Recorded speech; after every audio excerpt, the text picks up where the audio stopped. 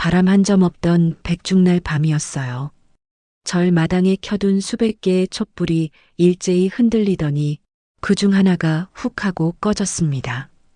그 순간 공기가 변했어요. 시간이 멈춘 듯 들리지 않던 종소리가 멀리서 울려왔죠. 보살님, 오늘은 그분이 오실지도 모릅니다. 회원 스님의 목소리가 낮게 떨렸어요. 심장이 두근거렸어요. 죽은 친구를 초대한 날, 그녀가 정말 이곳으로 올까요? 먹향이 은은히 피어오르며 내 주위를 감쌌습니다. 그 향 속에서 들렸어요. 익숙한 목소리, 그리고 웃음. 정수가 아직도 그렇게 꼼꼼해? 나는 그 자리에서 숨이 멎은 듯 굳었어요. 스님이 조용히 속삭였죠. 이제 인연이 풀렸군요. 이 이야기는 경남 시의 실화를 바탕으로 재각색되었습니다. 추억열차 채널에서는 소설 같은 연재형 사연, 마음 울리는 감동 사연, 소름 돋는 반전 사연, 그리고 실화를 바탕으로 한 진솔한 이야기를 준비했습니다. 구독과 좋아요로 응원해주세요. 오늘따라 공기가 다르다. 먹향마저 눅눅했다. 어젯밤엔 또 영이 꿈을 꿨어요. 요즘 들어 더 자주 나타나요. 꿈속에서 영희는 늘 웃고 있어요. 그 특유의 입꼬리가 올라가면서 눈까지 초승달처럼 휘어지는 웃음. 깨어나면 입안이 짠맛으로 가득하곤 해요. 아침 6시 먹을 가는 시간이에요. 벼루에 물을 조금 붓고 천천히 갈아요. 이 시간만큼은 세상의 모든 소리가 사라지죠. 먹향이 코끝에 닿으면 영희가 옆에 앉아 있는 것 같아요. 야, 박정숙, 또 그렇게 꼼꼼하게 갈아? 먹도 좀 대충 갈아도 되는 거야. 영희는 늘 그랬죠. 내가 뭘 하든 너무 완벽하게 하려 한다고 좀 느슨하게 살라고요. 근데 그런 영희가 한지 만들 땐 누구보다 섬세했어요. 당나무 껍질 하나하나 고르는 데만 몇 시간씩 걸렸죠. 그녀의 말처럼 겉은 늘 대충이었지만 예술을 대하는 태도는 나보다 훨씬 치열했어요. 루미가 발치에 와서 몸을 비벼요. 이 녀석도 영희를 기억하는 걸까요? 영희가 털뭉치 치료사라고 부르던 바로 그 루미. 영희네 공방에 가면 늘 영희 어깨 위에 올라앉아 있었죠. 영희를 처음 만난 건 그러니까 우리가 15살 때였어요. 중학교 2학년 미술 시간이었죠. 난 붓을 들고 있었고 영희는 종이를 만지작거리고 있었어요. 미술 선생님이 우리 둘을 짝지어 주셨죠. 너희 둘이 합작품 하나 만들어 봐라. 서예와 한지공예 잘 어울릴 것 같은데? 그때부터였어요. 58년을 함께 했죠. 지금 돌이켜보면 그때의 영희는 이미 이별을 준비하고 있었던 것 같아요. 영희네 집안은 참 기구했어요. 어머니가 35에 췌장암으로 돌아가셨고 아버지도 42에 같은 병으로 가셨어요. 유전이었던 거죠. 영희는 20살 때부터 알고 있었어요. 자기도 언젠가는 그 병에 걸릴 거라는 걸요. 정수가 나는 오래 못 살 거야. 그래서 더 열심히 살려고. 25에 술 한잔하면서 영희가 그렇게 말했을 때 난 영희 손을 꽉 잡았어요. 목이 메어 아무 말도 할 수 없었죠. 영희는 오히려 날 달랬죠. 울지 마. 난 괜찮아. 진짜야. 영희는 30에 결혼했어요. 민규 씨라고 참 좋은 사람이었죠. 고등학교 체육 선생님이었는데 영희를 정말 아꼈어요. 영희가 아이를 갖지 못하는 것도 이해해 주었고요. 3번이나 유산했거든요. 의사가 그랬대요. 더 이상은 위험하다고. 민규 씨가 그때 했던 말이 아직도 기억나요. 영희 씨가 건강한 게 제일 중요해요. 아이는 우리 둘이 서로 아껴주며 살면 되죠. 그런데 운명이란 게 참 잔인해요. 영희가 43이 되던 해 민규 씨가 교통사고로 세상을 떠났어요. 빗길에 미끄러진 트럭이 민규 씨 차를 그대로. 장례식장에서 영희는 울지 않았어요. 3일 내내 멍하니 앉아만 있었죠. 사람들이 다 가고 나서야 내 품에서 무너졌어요. 정수가, 나 이제 어떻게 살아? 어떻게? 그때 영의 등을 두드려주면서 느꼈어요. 이 친구의 등이 얼마나 작고 여린지를. 늘 밝게 웃으며 농담하던 영희가 사실은 얼마나 많은 걸 견디고 있었는지를요. 민규 씨 떠나고 영희는 한지 작업에 더 몰두했어요. 새벽부터 밤늦게까지 공방에만 있었죠. 어느 날 공방에 갔더니 영희가 한지를 뜯으며 흐느끼고 있었어요. 이게 안 돼. 왜 안 되는 거야? 민규 씨가 좋아하던 연꽃 문양인데 왜 자꾸 찢어지는 거야? 그날 영희를 집에 데려와서 재웠어요. 루미가 영희 곁을 떠나지 않더라고요. 그때 루미는 아직 아기 고양이였는데 영희가 손바닥만 할 때 주워왔거든요. 정수가, 봐봐, 이 녀석 좀 봐.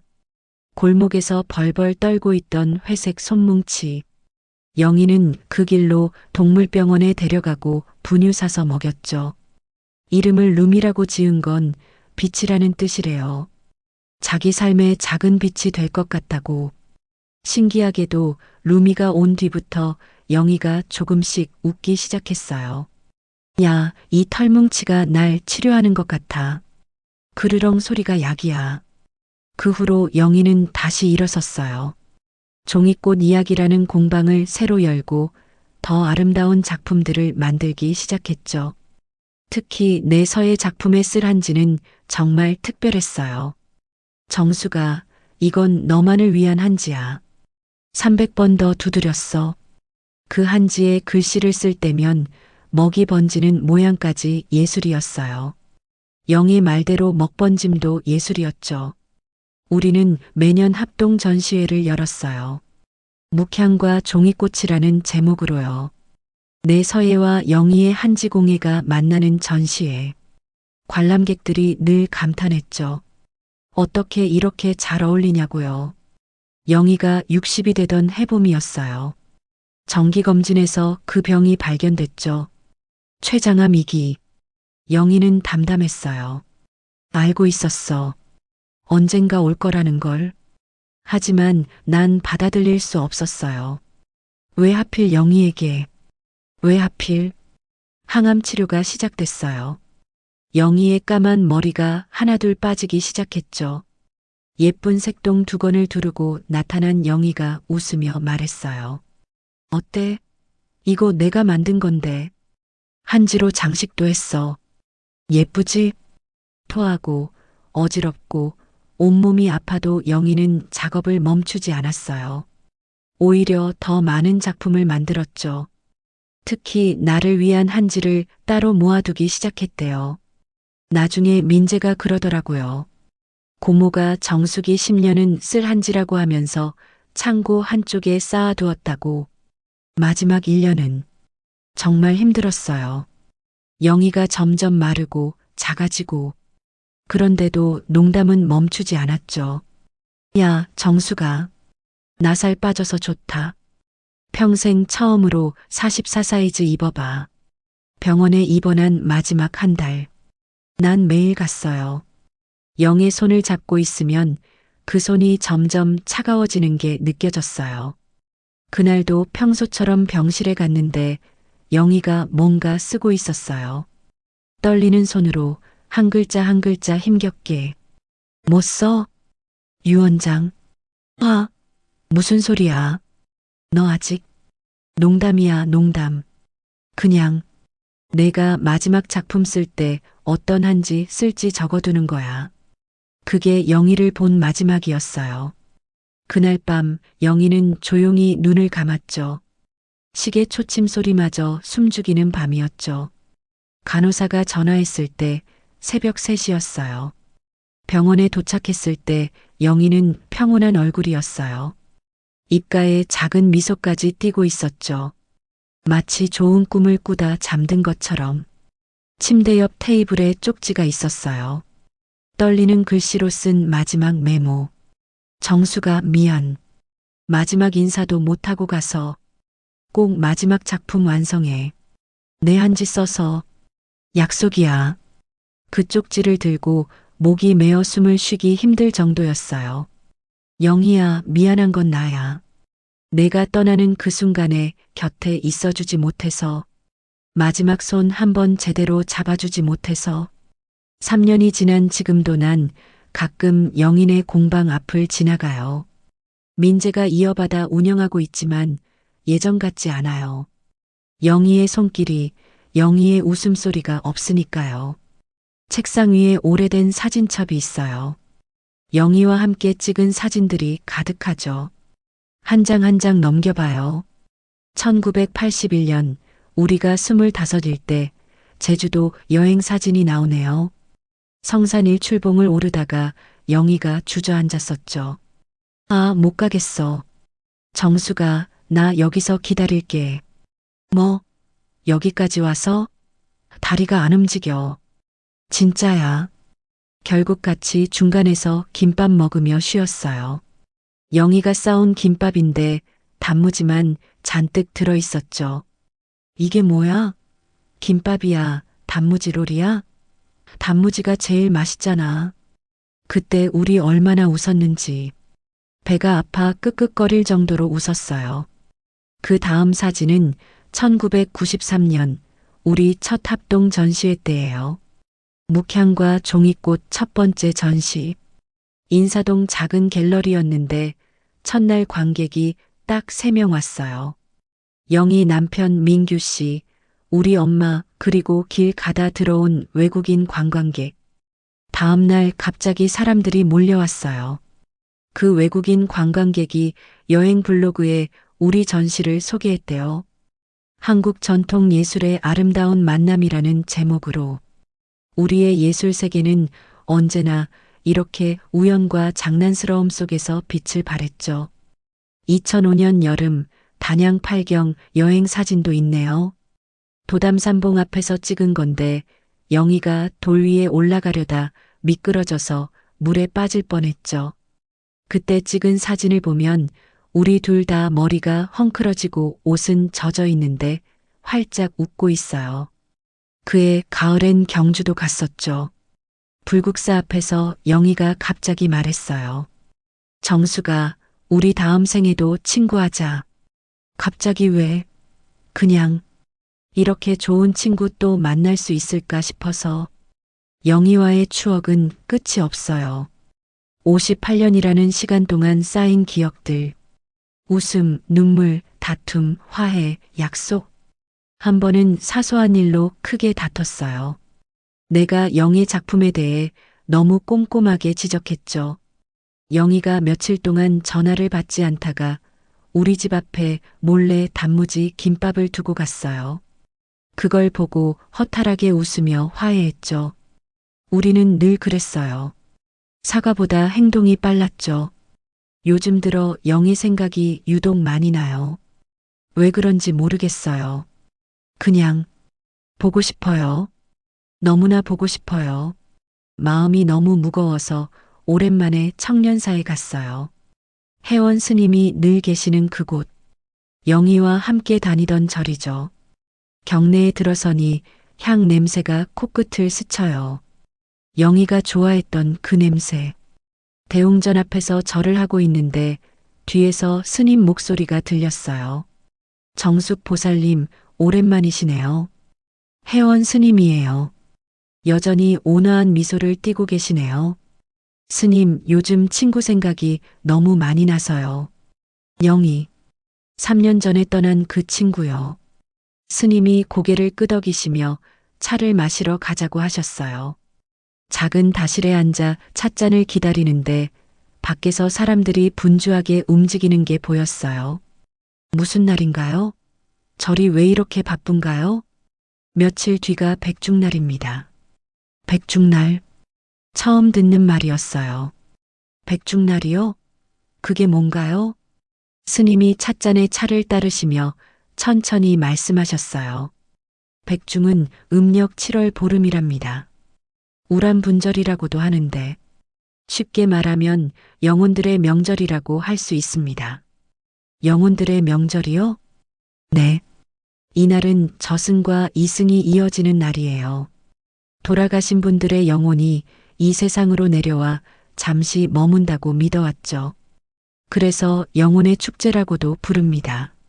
스님이 잠시 차를 한 모금 드시고는 계속 설명하셨어요. 정숙 보살님, 우리가 백중날에 제를 올리는 이유가 뭔지 아십니까? 잘 모르겠어요. 그분들께 공양을 올리고 공덕을 베푸는 거죠. 그리고 그리운 이들의 영혼이 위로받기를 바라는 마음에서요. 내 손이 떨렸어요. 영희가 정말 가까이 있는 걸까요? 그럼 이날은 정말 영혼들이 우리 곁에 오는 건가요? 스님이 부드럽게 웃으셨어요. 믿음의 문제죠. 하지만 분명한 건 이날은 삶과 죽음이 만나는 날이라는 겁니다. 살아있는 우리와 떠난 이들이 잠시나마 이어지는 특별한 시간이에요. 어떻게 이어진다는 건가요? 마음으로요. 백중날 우리가 올리는 정성, 그 마음이 다리가 되는 겁니다. 그래서 이날 제를 올리면 망자의 영혼이 위로받고 동시에 산 사람의 마음도 닿는다고 하는 거예요. 가슴이 뭉클했어요. 영희에게 내 마음을 전할 수 있다니. 정숙 보살님이 요즘 친구분 생각이 많이 나신 것도 우연이 아닐 겁니다. 떠난 이들이 우리를 부르는 거죠. 며칠 전부터 루미가 한밤중에 자꾸 현관문을 바라봤어요. 괜히 가슴이 쿵쾅댔죠. 영희가 날 부르고 있다는 징조였을까요? 스님 말씀을 듣는데 문득 3년 전 그 봄이 떠올랐어요. 영희가 처음 병원에 입원했을 때의 냄새까지. 2020년 봄 영희가 처음 병원에 입원했을 때 항암 치료를 시작하면서 영희는 날 불러서 말했어요. 정수가 내가 만약 먼저 가게 되면 너무 슬퍼하지 마. 무슨 소리야? 너 나을 거야. 알아. 근데 그래도 약속해줘. 너무 오래 슬퍼하지 말기로. 영희는 늘 날 걱정했어요. 자기가 아픈 와중에도. 항암 치료 첫 달 영희는 생각보다 잘 견뎌냈어요. 오히려 밝았죠. 이 정도면 할만해. 생각보다 괜찮네. 두 번째 치료 후 영희의 몸 상태가 잠시 호전되었을 때 내 기대감은 하늘을 찔렀죠. 이제 정말 괜찮아지는구나. 우리 영희는 역시 강해. 그때의 짧은 희망이 오히려 더 잔인한 법이라는 걸 깨닫기 전까지는요. 하지만 세 번째 치료를 거치면서 영희는 점점 힘들어했어요. 구토가 심해지고 머리카락이 다 빠지고 손톱까지 검게 변했죠. 어느 날 병실에 갔더니 영희가 거울을 보고 있었어요. 정수가 나 못생겼지? 아니야. 넌 여전히 예뻐. 거짓말. 나도 알아. 해골 같아. 그때 영희가 숨을 들이켜며 어깨를 떨었어요. 처음으로 내 앞에서 펑펑 흐느꼈죠. 무서워. 정수가 나 무서워. 영희를 안아주며 같이 입안에 짠맛이 고일 때까지 울었어요. 뭐라 위로해야 할지 몰랐어요. 그저 등을 쓰다듬어 주는 것밖에 할 수 없었죠. 2020년 가을, 영희는 그 틈을 타서 마지막 전시회를 준비했어요. 정수가 이번이 마지막일 것 같아. 제대로 하고 싶어. 영희는 정말 혼신을 다했어요. 병실에서도 집에서도 계속 작업했죠. 특히 나를 위한 한지를 정성스럽게 만들었어요. 이 한지는 내가 영원한 벗이라는 글씨 쓸 때 쓰면 좋겠어. 전시회는 12월에 열렸어요. 영희는 개막식에 참석하지 못했지만 영상 메시지를 보냈죠. 2021년 새해가 밝았을 때 영희는 다시 병원에 입원했어요. 이번엔 정말 힘들어 보였어요. 숨쉬기도 버거워했죠. 1월 어느 날 영희가 날 불렀어요. 정수가 루미 잘 부탁해. 무슨 소리야? 내가 나와서 데려가야지. 아니야. 이제 루미는 내 고향이야. 약속해. 잘 돌봐주기로. 그때 알았어요. 영희가 정리를 하고 있다는 걸. 2월이 되자 영희는 거의 말을 하지 못했어요. 모르핀 때문에 대부분 잠들어 있었죠. 마지막 일주일 영희는 계속 잠들어 있었어요. 의사가 말했죠. 며칠 안 남았다고. 그런데 그날 밤 난 집에 있었어요. 피곤해서 일찍 들어갔거든요. 영희가 그렇게 갑자기 갈 줄은 정말 몰랐어요. 새벽 3시 병원에서 전화가 왔을 때 다리에 힘이 풀렸어요. 택시를 타고 가는 내내 계속 중얼거렸죠. 안 돼. 아직 안 돼. 내가 가고 있으니까 기다려. 하지만 영희는 이미 떠난 뒤였어요. 병실에 들어갔을 때 영희는 정말 평온해 보였어요. 고통도 아픔도 없는 얼굴. 오히려 미소를 짓고 있는 것 같았죠. 간호사가 쪽지를 건네줬어요. 환자분이 어제 저녁에 쓰신 것 같아요. 떨리는 손으로 쪽지를 펼쳤어요. 정수가 미안. 마지막 인사도 못하고 가서 꼭 마지막 작품 완성해. 내 한지 써서 약속이야. 그리고 사랑해. 그 자리에서 무너졌어요. 영의 차가운 손을 잡고 목 놓아 소리내어 울었죠. 미안해. 영희야, 미안해. 내 곁에 있어주지 못해서. 그 한지를 보는 순간 시야가 흐릿해지며 또 눈물이 났어요. 영희가 얼마나 정성 들여 만들었는지 한눈에 보였거든요. 영희야, 이번 백중날엔 꼭 너에게 닿을게. 먹향에 내 마음을 실어보낼게. 시계 초침 소리마저 숨죽이는 밤이었죠. 청년사에서 돌아온 날 밤, 난 밤새도록 뒤척였습니다. 회원 스님 말씀이 계속 머릿속을 맴돌았죠. 백중날, 영혼들의 명절이라니. 영희가 정말 가까이 와 있을까? 내 마음을 전할 수 있을까? 새벽 3시 작업실로 갔어요. 영희가 남긴 한지가 놓인 선반 앞에 섰죠. 3년 동안 한 번도 열어보지 못한 영원한 버탄지 묶음. 조심스럽게 포장을 풀었어요. 어머, 숨이 막혔어요. 한지가 너무 아름다웠거든요. 은은한 상아색에 섬세한 결이 살아있었죠. 손으로 만져보니 부드러우면서도 단단했어요. 영희가 얼마나 정성을 들였는지 한 번에 알 수 있었어요. 한지 사이에 작은 메모가 끼워져 있었네요. 정수가, 이 한지는 특별해. 당나무를 1년 동안 말렸어. 내가 쓸 마지막 작품을 위해서 우리의 우정처럼 오래오래 남을 수 있게. 입안이 짠맛으로 가득 찼어요.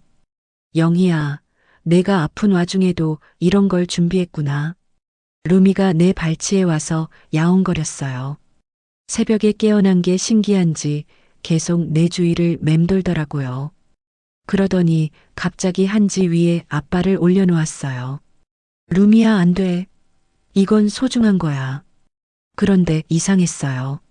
루미가 한지를 핥히지도 구기지도 않고 그냥 조심스럽게 냄새를 맡더니 그르렁거리기 시작했어요. 마치 영의 냄새가 나는 것처럼. 아침이 되자마자 회원 스님께 전화드렸어요. 스님, 저 백중날에 영희를 위한 제를 올리고 싶어요. 어떻게 준비하면 될까요? 스님이 친절하게 설명해 주셨어요.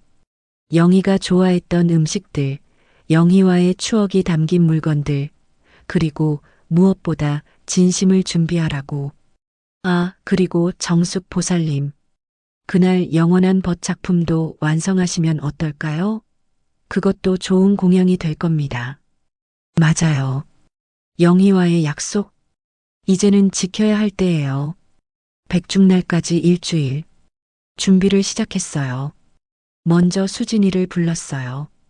내 오랜 제자이자 지금 묵향당을 운영하고 있는 윤수진. 선생님, 제가 들게요. 아니, 수진아. 괜찮아. 이건 내가 들어야 해. 다음은 영희가 좋아했던 음식들을 준비해야 했어요. 다정 찻집의 최명자 사장님을 찾아갔죠. 영애 씨 위해서구나. 그럼요. 당연히 드려야죠.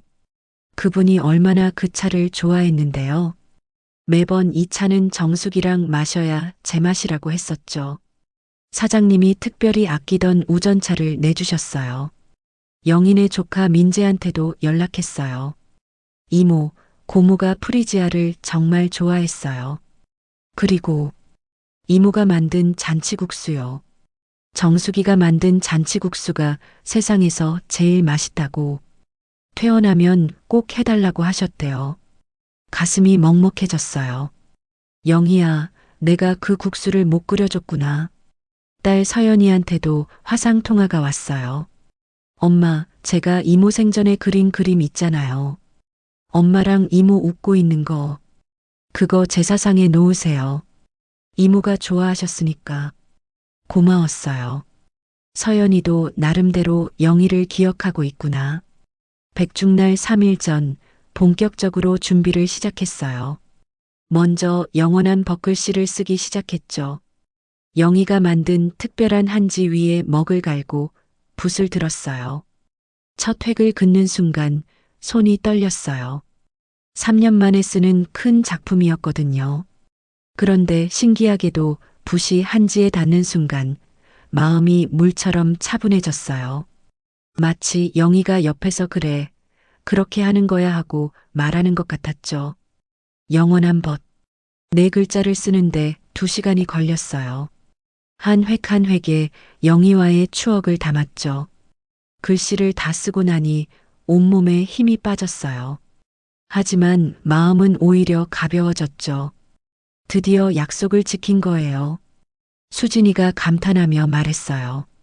선생님, 이건 정말 최고의 작품이에요. 글씨에 혼이 담긴 것 같아요.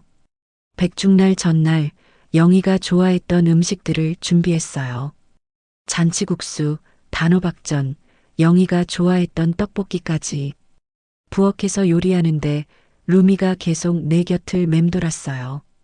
완성된 영원한 벗 작품을 보며 다짐했어요. 영희야, 오늘은 꼭 내게 닿을게.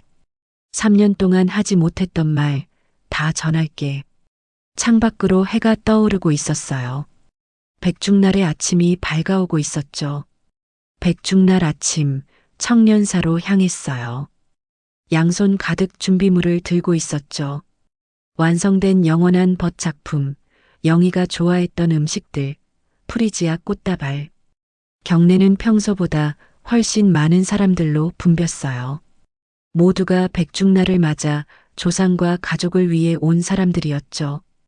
향 냄새가 진동했고 독경 소리가 은은하게 울려 퍼졌어요. 회원 스님이 준비해둔 작은 법당으로 들어갔어요. 정숙 보살님 오셨군요. 자, 이제 시작해 볼까요? 제단을 차리기 시작했어요. 정중앙에 영희의 이름이 놓였죠. 향을 피우고 연기가 천천히 올라가는 걸 보니 마음이 숙연해졌죠.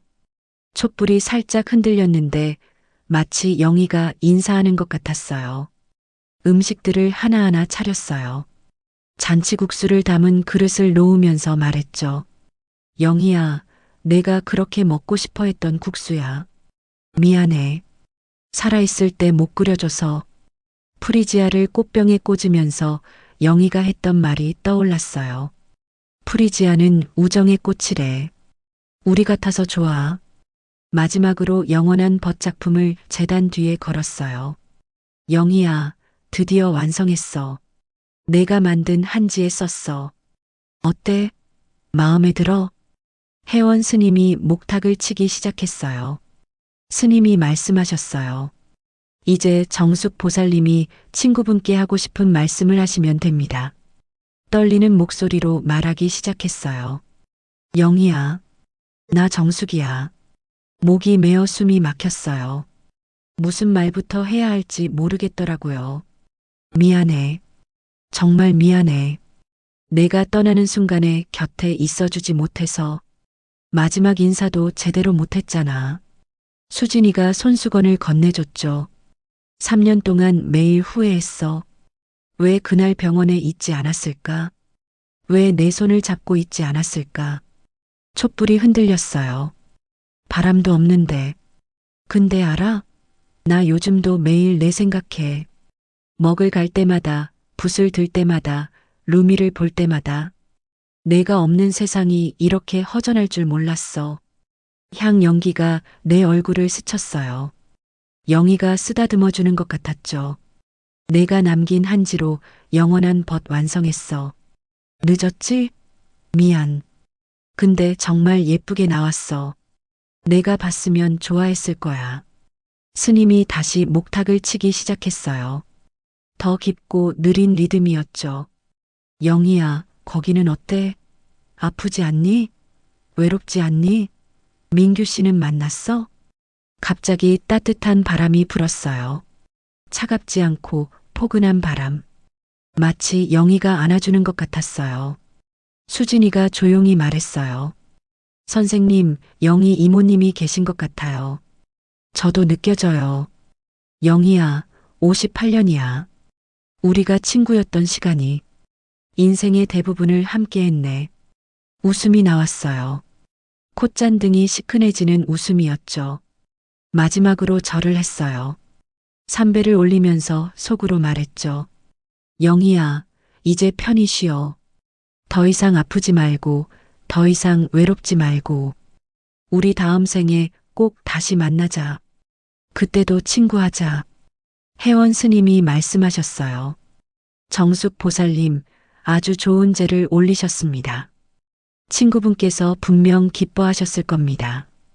집으로 돌아오니 루미가 현관에서 기다리고 있었어요. 오늘은 유난히 내 품에 안겨 그르렁거렸어요.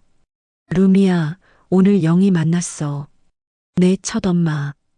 저녁을 대충 먹고 일찍 누웠어요. 영희야, 정말 보고 싶다. 이제 정말 보내줄게. 편히 쉬어. 깊은 잠 속에서 누군가 내 이름을 불렀죠. 그토록 그리워하던 목소리였어요. 정수가, 늦잠 꾸러기, 해가 중천이야. 눈을 떴더니 우리가 25에 함께 갔던 제주도의 초록빛 해변이었어요. 영희가 옆에서 깔깔 웃고 있었죠. 병들기 전에 건강한 모습, 심지어 긴 머리까지 그대로였어요. 영희야, 여기가 어디야? 나는 당황스러웠지만 너무나 생생한 행복감에 젖어들었어요. 어디긴 우리 약속한 제주도지. 너 먹물 냄새 뺄 시간이야. 우리는 해변을 뛰어다니며 실컷 웃고 사진을 찍었어요. 파도 소리가 마치 우리에게만 속삭이는 음악 같았죠. 58년간 쌓인 농담들이 터져나왔고 나는 정말 영희가 돌아온 줄 알았어요. 해가 질 무렵 영희가 갑자기 진지한 얼굴로 나를 바라봤어요. 정수가 나. 내가 만들어준 잔치국수 맛이 기억 안 나. 뭐? 농담하지 마. 너 세상에서 내 국수가 제일 맛있다고 했잖아. 진짜야. 맛이 닿지 않아. 나는 영희의 손을 잡고 걱정스럽게 말했어요. 이상하네. 우리 집에 가서 지금 당장 끓여줄게. 그때였어요. 내가 잡은 영희의 손이 너무 차갑다는 것을 느꼈죠. 한여름 해변인데도 마치 눈 속에 담가둔 것처럼 뼈까지 시린 냉기였어요. 영희야, 너 손이 왜 이렇게 차가워? 영희는 잡힌 손을 내려다보더니 그제야 자신의 얼굴에 미소를 거뒀어요. 눈에는 깊은 슬픔이 드리워 있었죠. 정수가, 시간이 다 됐어. 그제야 꿈결 같던 행복한 장면에 옅은 안개가 끼기 시작했어요. 그녀의 몸이 희미하게 투명해졌죠. 아니야, 영희야. 가지 마. 내가 미안해. 내가 곁에 못 있어줘서 목이 메어 말을 잇지 못했어요. 영희는 투명해진 손으로 내 볼을 쓰다듬었어요. 그 손은 여전히 차가웠지만 이상하게도 포근한 기운이 느껴졌죠. 정수가, 이제 울지 마. 나는 괜찮아. 영희는 미소 지으며 속삭였어요. 고마워. 정말 고마워. 내가 날 초대해줘서 덕분에 이렇게 올 수 있었어. 내 진심이 여기까지 닿았지 뭐야. 내가 내게 해준 마지막 작품, 정말 마음에 들어. 영희는 해변이 아닌 하늘로 솟아오르는 빛의 기둥 속으로 사라졌습니다. 그녀가 서 있던 모래사장에는 작은 프리지아 꽃 한 송이만 남아 파도에 젖고 있었죠. 다시 눈을 떴을 때 내 침실이었어요. 새벽 5시. 루미가 내 옆에서 그르렁거리며 자고 있는데 루미 털에서 영희가 쓰던 향수 냄새가 났어요. 분명히. 그리고 침대 옆 탁자를 보니 거기 뭔가 놓여 있었어요. 프리지아 꽃 한 송이. 입안이 다시 짠맛으로 가득 찼지만 이번엔 슬픈 짠맛이 아니었어요. 고마움의 의미를 담은 짠맛이었죠. 그날 아침 프리지아 꽃을 들고 한참을 앉아 있었어요. 루미가 내 곁에 와서 꽃 냄새를 맡더니 크게 한번 야옹 울었죠. 아침밥도 제대로 못 먹고 청년사로 달려갔어요. 스님은 역시 다실에 계셨어요. 제가 들어서자 빙긋 웃으시며 말씀하셨죠. 오실 줄 알았습니다. 백중날 제를 정성껏 올린 분들은 대부분 특별한 경험을 하시거든요. 떨리는 목소리로 어젯밤 일을 모두 말씀드렸어요. 영희와의 즐거운 재회, 차가운 손을 통해 현실을 깨달은 일, 그리고 영희의 마지막 말인 고마워. 내가 날 초대해줘서까지. 회원 스님은 미소를 지으며 차를 한 모금 드셨어요. 정숙 보살님, 아주 귀한 꿈을 꾸셨네요. 친구분께서 전하고자 하는 메시지는 명확합니다. 스님은 조용히 백중날의 의미를 되새기셨어요. 보통의 천도제는 망자를 위로하기 위해 올립니다. 하지만 백중날은 특별히 영혼들의 명절이라고 했지요. 이날은 스스로의 의지보다 초대받은 이들이 오기 쉬운 날입니다. 초대받은 이들. 그렇습니다. 정숙 보살님이 온 마음과 정성을 다해 제를 올린 것, 그것이 친구분에게는 공식적인 초대장이 된 겁니다. 친구분은 그 초대에 응하여 잠시나마 이승의 벗을 만나고 가신 겁니다. 스님이 미소를 지으며 말씀하셨어요. 초대해줘서 고맙다라고 말한 것은 단순한 감사 이상의 의미를 담고 있습니다. 정숙 보살님 덕분에 법도의 틈을 넘어올 수 있었다. 진심이 곧 나를 위로했다는 깊은 감사와 안심의 메시지인 거죠. 정숙 보살님의 미안함과 죄책감을 털어내라는 뜻입니다. 가슴이 벅차올랐어요. 3년 동안 내가 슬퍼할까봐 영희도 떠나지 못하고 있었구나. 나의 미안함이 비로소 영희의 감사로 승화되는 순간이었죠. 집으로 돌아오는 길에 영희가 늘 가고 싶어 했던 바다가 생각났어요. 이제 슬픔이 아닌 가벼운 마음으로 영희의 목까지 보러 갈 수 있을 것 같았죠. 집에 도착하니 수진이가 와 있었어요. 선생님, 오늘 아침에 작업실에 갔다가 깜짝 놀랐어요. 영원한 벗 작품이 아침 햇살을 받으니까 글씨가 금빛으로 빛나더라고요. 선생님, 이 작품 뭔가 다른 것 같아요. 생명력? 영혼? 그런 게 느껴져요. 오후에 딸 서연이에게 전화했어요. 엄마, 실은 저도 어젯밤 이모 꿈 꿨어요. 이모가 저한테 엄마에게 봄을 선물해줘라고 하시더라고요. 제가 뭘 해야 할까요? 놀라웠어요. 영희가 서연이에게도 나에게도 민재에게도 모두 메시지를 남겼구나. 민재한테도 연락이 왔어요. 이모, 이상한 일이 있었어요. 오늘 아침 공방에 갔는데 고모가 마지막으로 만들던 작품이 완성되어 있었어요. 고모 손길 그대로. 저녁 무렵 루미와 함께 산책을 나갔어요. 영희와 자주 걸었던 그 길. 바람이 불었어요. 따뜻하고 부드러운 바람. 그 바람에 실려 프리지아 향이 났어요. 영희야, 너구나? 바람이 한 번 더 불었어요. 대답하듯이 이제 확실히 알 것 같아요. 영희는 정말로 떠난 게 아니라는 걸. 백중날 제를 올린 지 한 달이 지났어요. 아침마다 먹을 갈 때 더 이상 슬프지 않아요. 오히려 영희와 대화하는 시간이 됐죠. 영희야, 오늘은 뭘 그릴까? 내가 좋아했던 대나무? 아니면 매화? 오늘은 영희의 제자였던 강미경 씨가 찾아왔어요. 영희의 철학이 담긴 노트를 보여주었죠.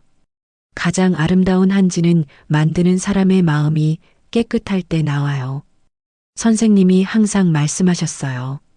박정숙 선생님이 진짜 스승이라고. 미경 씨가 영원한 벗 작품을 보고 감탄했어요. 이 작품 전시하실 건가요? 그 질문에 문득 깨달았죠. 네, 전시해야겠어요. 영희와 함께하는 마지막 전시회를. 그날부터 전시 준비를 시작했어요. 영원한 벗 마이너스 박정숙과 김영희 58년의 우정이라는 제목으로 영희가 남긴 한지들을 정리하다가 발견한 메모들, 미래 날짜가 적힌 것들도 있었어요. 2025년 정수기 생일 작품용 2026년 봄 전시용. 영희는 자기가 없을 미래까지 준비해 둔 거예요. 전시회 개막 일주일 전 꿈을 꿨어요. 또 영희를 만났죠. 영희가 영원한 벗 작품을 바라봤어요. 이제야 완성됐네. 우리 우정이. 그게 진짜 영원한 거야. 꿈에서 깨어났을 때 뭔가 큰 깨달음이 왔어요. 죽음은 끝이 아니구나. 관계의 변화일 뿐이구나. 슬픔도 선물이 될 수 있구나. 전시회 개막 전날 밤 혼자 전시장에 갔어요. 중앙에 걸린 영원한 벗 앞에 서서 영희에게 말했어요. 영희야, 드디어 우리 새로운 시작이야. 내가 남긴 한지들로 앞으로도 계속 작품 만들 거니까. 그때 회원 스님이 들어오셨어요. 스님, 저 이제 알 것 같아요. 죽음이 무엇인지, 영원이 무엇인지. 그래요? 뭐라고 생각하세요? 죽음은 형태의 변화예요. 물이 수증기가 되는 것처럼 보이지 않지만 사라진 게 아니죠. 그리고 영원은 사랑이에요. 사랑만이 모든 걸 넘어서는 것 같아요. 집으로 돌아오는 길 밤하늘을 올려다봤어요. 가장 밝은 별 하나가 유난히 반짝였어요. 영희야, 너구나. 바람이 불었어요. 따뜻한 바람. 그리고 어디선가 프리지아 향이. 영원한 벗 전시는 큰 성공이었죠. 영희와 나의 58년 우정은 많은 사람들에게 울림을 주었어요. 지금은 또 다른 백중날을 며칠 앞두고 있어요. 올해도 영희를 위한 제를 올릴 거예요. 슬픔이 아닌 감사의 마음으로, 그리움이 아닌 함께함의 기쁨으로. 책상 위에 영희가 남긴 한지들이 차곡차곡 정리되어 있어요.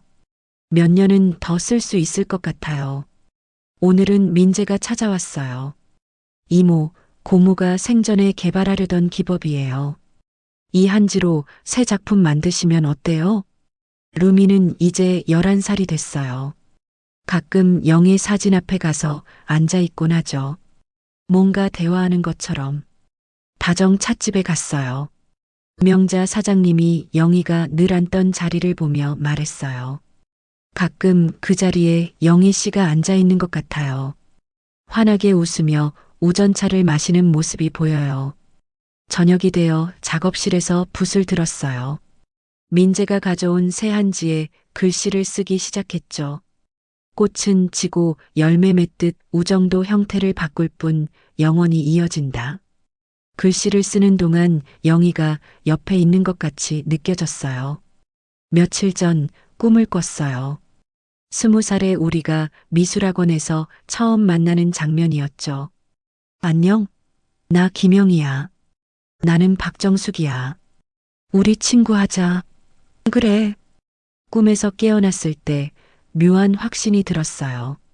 우리는 다시 만날 거라는. 오늘 밤 일기를 쓰면서 생각해요. 사랑은 영원하다는 것. 그리고 진정한 이별은 없다는 것. 영희와 다시 만나는 날, 우리 우정을 축하하는 날. 꼭 너에게 닿을게. 먹향에 내 마음을 실어보낼게. 루미가 내 무릎에 올라와 그르렁거려요. 내일은 영희가 좋아했던 동해 바다에 갈 거예요. 영원한 벗 작품은 이제 국립현대미술관에 소장됐어요. 영희야, 우리 작품이 영원히 남게 됐어. 우리 우정처럼 언젠가 내 시간이 닿으면 그때는 내가 영희를 찾아갈게. 야, 김영희, 나왔어. 하면서 오늘도 먹을 갑니다. 오늘도 붓을 듭니다. 오늘도 영희와 함께합니다. 영희야, 사랑해. 어제도 오늘도 내일도 그리고 영원히.